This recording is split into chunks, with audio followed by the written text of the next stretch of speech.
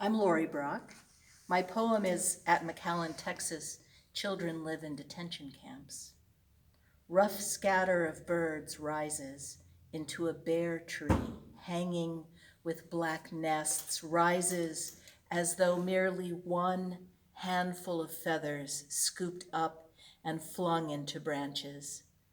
Stupid world that makes me love its careless moment in a day when I was looking elsewhere for a reason. I am driving hard against the light, racing ahead of a storm that keeps gathering and disappearing.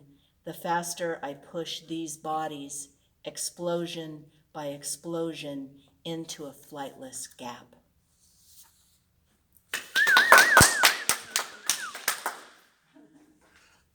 Anne Boileau wrote, "Truth, I'm Teresa Hall." It's in a pause between pregnant words, in silence following clashing chords, the stunned response before applause, and resting piano keys.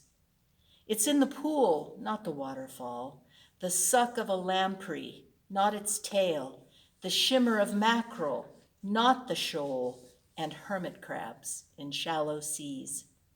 It's here in this pebble, not the shore, and in that maze's magnetic core, her goose wing sails, her keel, the oars, and the haven of sheltered keys.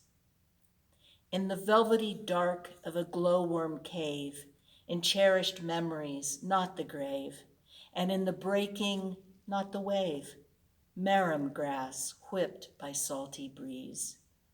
The edge where shadow greets the light, the willowa that lifts the kite, the kiss, embrace, departing flight, and evening's gentle ease.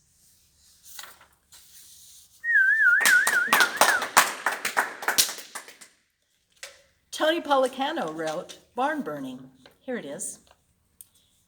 You asked me what's the story with the barn. Are we painting it red tonight? Go ahead, paint it red, white, and blue, glitter, or a purple haze, but just don't be so sure about painting it dead. Oh no, not yet. Not while you're still here and poems are taking you somewhere far off. No, just be thankful. Take it to the next level, grateful. The blank page in your notebook is now a poem in your pocket. A wordy rocket counting down to explode. Giddy up, your name's being called. Feel that horse in your chest getting shooed. Get on up. There's a memory in your mind out of time, waiting to be made like some wise guy moving up in the mob. Today is confirmation day. From henceforth, consider yourself a made poet. Black raven perched on your left shoulder, surrounded by a room full of made poets.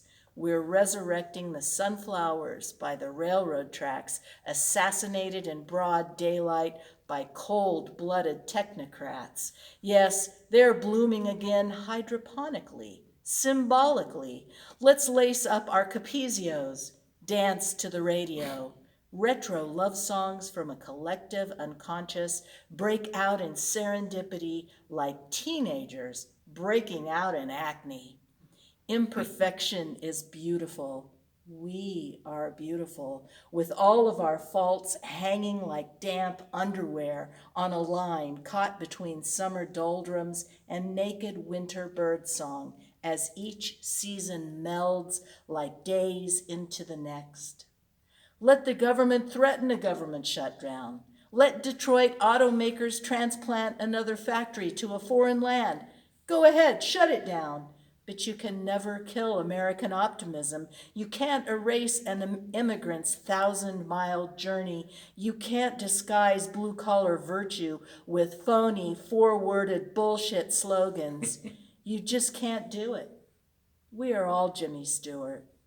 We replay what our life in our own little towns would be like without us. Come to one conclusion.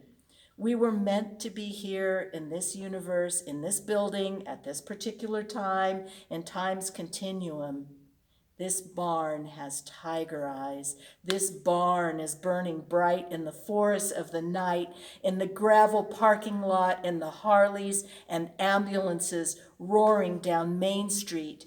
This barn is a fire burning in our guts, validating our genetics, burning DNA helixes on our front lawns.